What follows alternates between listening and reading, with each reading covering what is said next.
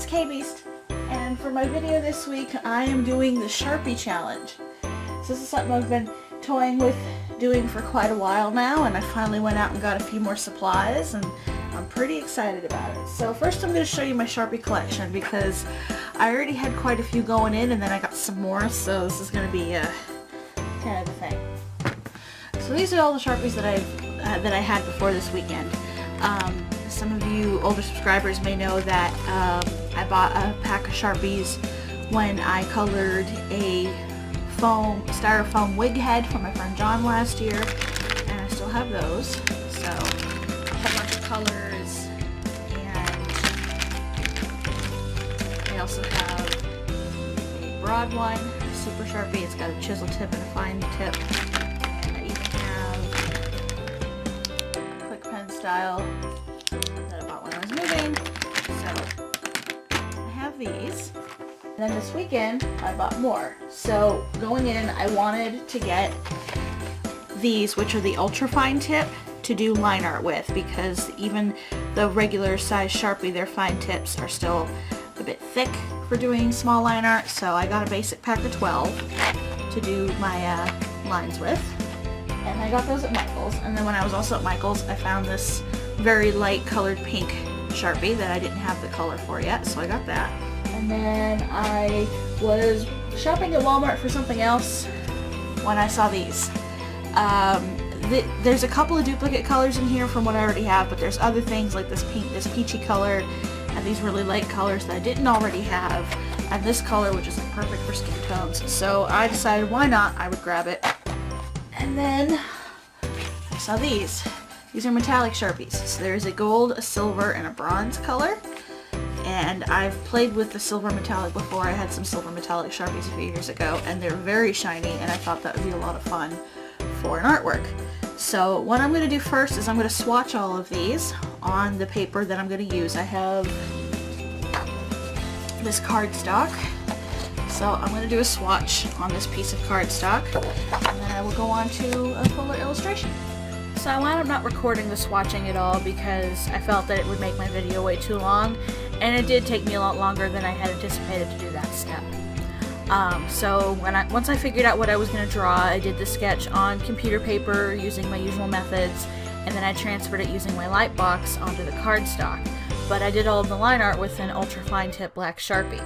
So that was a process. I'm really used to using brush pens and stuff, so this was a little weird. I had to go back after doing the initial lines to do some varying line widths and weights and stuff, and fix up the line art, which was hard enough to do because it's Sharpie on cardstock, so there was a lot of bleeding going on. It's really hard to get really thin lines, but that's okay.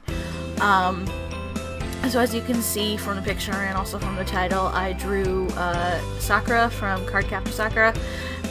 This just kind of popped into my head because last week when I was visiting my friends, my best friend John was talking about the show, and he has like that little book with all the cards in it, and we wound up watching an episode there, and then I got into it and started rewatching the series. So it was in my head to begin with, and I was like, well, I know what I'm drawing. And it was kind of fun to do because I heavily based the coloring style off of the anime, so it's already cell shading to begin with, which is a lot easier to do with Sharpie than some sort of soft shading, because Sharpies do not blend like at all.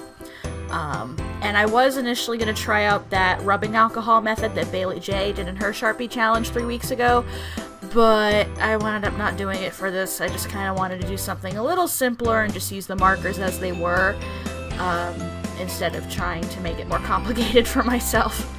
I did have to take frequent breaks because of the smell. Sharpies are, very smelly, and some people it doesn't bother, but some people get headaches. I am definitely one of those people who gets headaches from it, so I had to take frequent breaks, but I had a fan going, I had a window cracked in my room, so if you're going to be doing a really, big illustration with Sharpies and you're one of those people who gets headaches, definitely make sure your area is well ventilated because it's pretty potent stuff.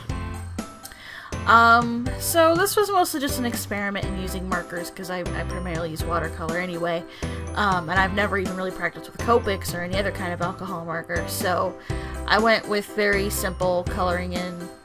Like, I didn't do any crazy shading, it was all cell shading and stuff. My only complaint really is I think my color matching wasn't as great as I wanted it to be, but I was working with a limited palette, basically. When all was said and done, after I went through all my markers, I wound up with 30 colors and then the 3 metallics. So, and most of the colors are kind of around the same place value-wise, so you can't really go very light with these. They're all pretty vibrant and dark. So what I did is I left her skin white, and then I did the shadows of her skin using the website called it Almond is the name of the color, so the lighter brown, I guess. The Sharpies aren't marked with their color. I had to use Google to figure out what they might be called, and different websites said different things. So yeah, that was kind of fun. But I still had fun doing this piece. It was fun to do a different style of coloring that I haven't really done in a while, and to draw one of my favorite characters, and also just to use Sharpies again, because I actually used to use them a lot in high school.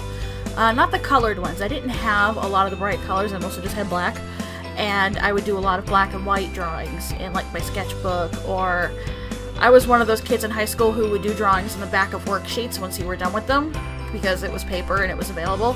So I had a lot of those too.